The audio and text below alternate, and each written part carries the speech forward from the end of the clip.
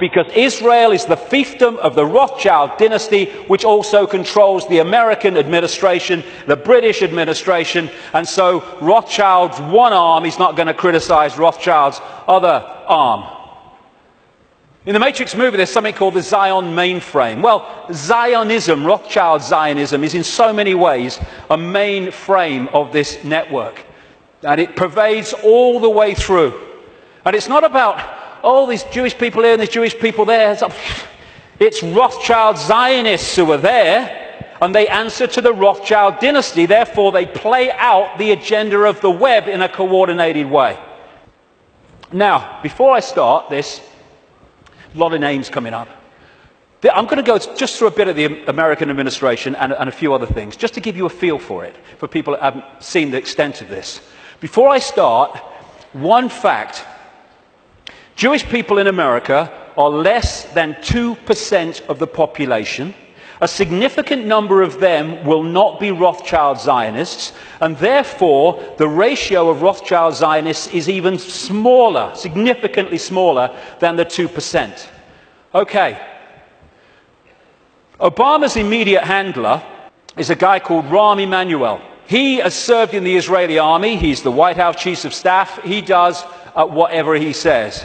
His father, Emanuel's father, was a terrorist in the Irgun terrorist group that bombed Israel into existence in 1948. And this is the relationship between Rahm Emanuel, he's the kind of Peter Mandelson of America, and Obama. Hey, you want a Nobel Peace Prize? I can sort it, son. I can sort it, son. No problem.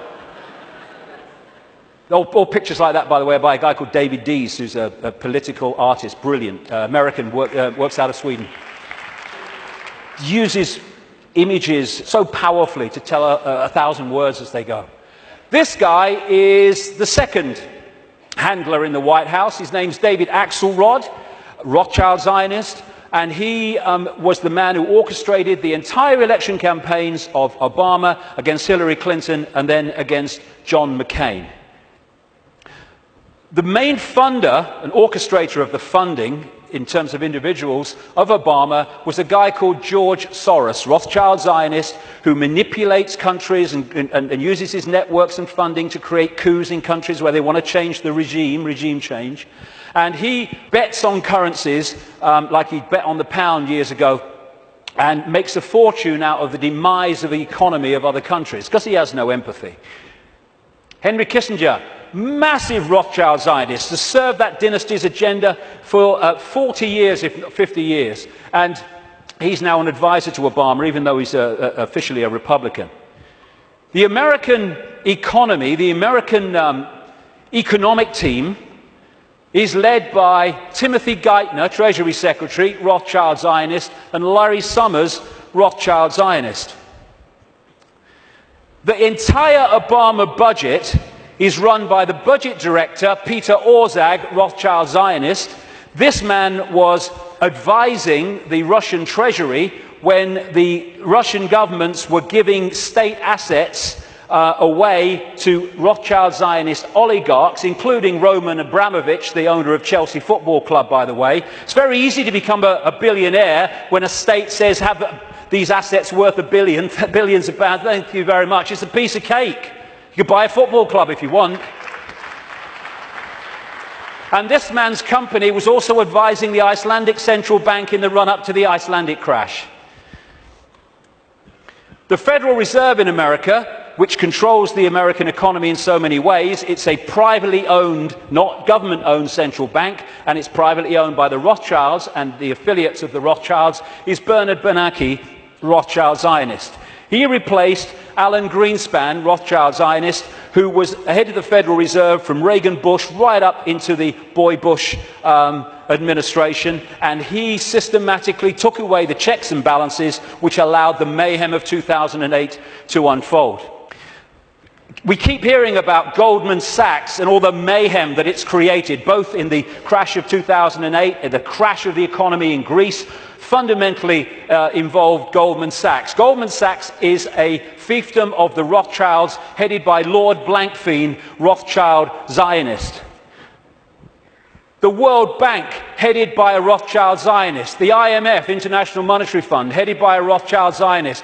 European Central Bank, headed by a Rothschild Zionist. A stream of so-called czars, as they call them in America, controlling different policies and areas, policy areas of the Obama administration, Rothschild Zionists, including Cass Sunstein, who has actually written a paper saying people who have conspiracy theories should either be banned from expressing them or taxed for expressing them. Taxed!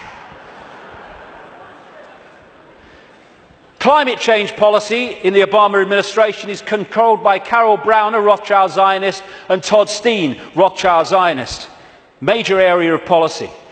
The American administration is utterly awash with Rothschild Zionists, and that is not by accident. It's because they're agents of the dynasty or agents of the control system. It's not about race. Mossad is not the intelligence agency of Israel. It's the intelligence agency of the Rothschilds, and that's why it turns up all over the world in false flag set up terrorist events and assassinations and all that stuff, because it's not carrying out the policy of Israel, it's carrying out the policy of the Rothschilds that control Israel. Now let's look at 9/11. The World Trade Center lease was purchased just a few weeks before 9/11 by Larry Silverstein, Rothschild Zionist, and Frank Lowy, Rothschild Zionist, and the deal was done with this guy called Eisenberg, Louis Eisenberg, Rothschild Zionist, the head of the New York Port Authority.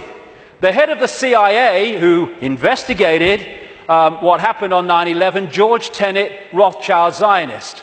The Patriot Act, which was brought out, the Orwellian Take Your Freedoms Away Patriot Act in America, was co-authored, justified by 9/11, though it was written before because they knew it was coming, by Michael Chertoff, whose mother was a Mossad agent and who became the second head later of Homeland Security, an organization Orwellian that was justified by 9/11. At the time of 9/11, in the run-up to it, and then the war on terror and all that stuff, the Pentagon was dominated by Paul Wolfowitz, Rothschild Zionist, Dov Zakheim, the comptroller, who managed to lose trillions of dollars and still got away with it. And by the way, when one announcement was made of how much he'd lost or had gone missing in the Pentagon, they announced it on September the 10th, 2001. I wonder if they realized that because of that, it would never see the light of day. Dov Zakheim, Rothschild Zionist, and people like Douglas Feith or Feith, Rothschild Zionist in the Pentagon. Now, as I've said earlier, the Bush administration was dominated and controlled by what became known as the neocons, the neoconservatives, which were a Rothschild Zionist organization, led by people like Richard Pearl, Rothschild Zionist, William Crystal, Rothschild Zionist, John Bolton, Rothschild Zionist, in belief in nothing, if nothing else. And then the 9/11 Commission report, which was the official report investigating 9/11. They wanted Kissinger to head it first until the public didn't take that seriously and he had to step down. But that report, which agreed that the official story of 9/11 was true, was written and overseen by Philip Zelikow, Rothschild Zionist. The judge, Alvin Hellerstein, who is hearing and overseeing the cases of the 9/11 families, who are taking out lawsuits to try to find the truth of 9/11, etc., Rothschild Zionists, making sure that truth never comes out. Think of the ratio I said earlier as I go through this.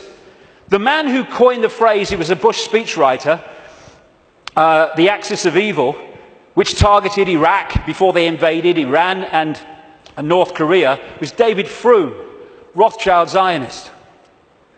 So when you look at this, because Israel is the fiefdom of the Rothschilds, you see that this dynamics, or you'd think, is the man of 300 million people, the superpower, is the most powerful of the two. No.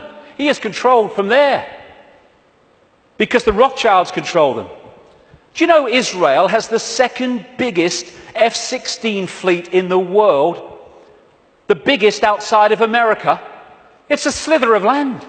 How did they get them? Dov Zakheim, as comptroller of the Pentagon, Rothschild Zionist, made a load of weaponry and planes in America scrap when they weren't, so they could be passed for a song to Israel.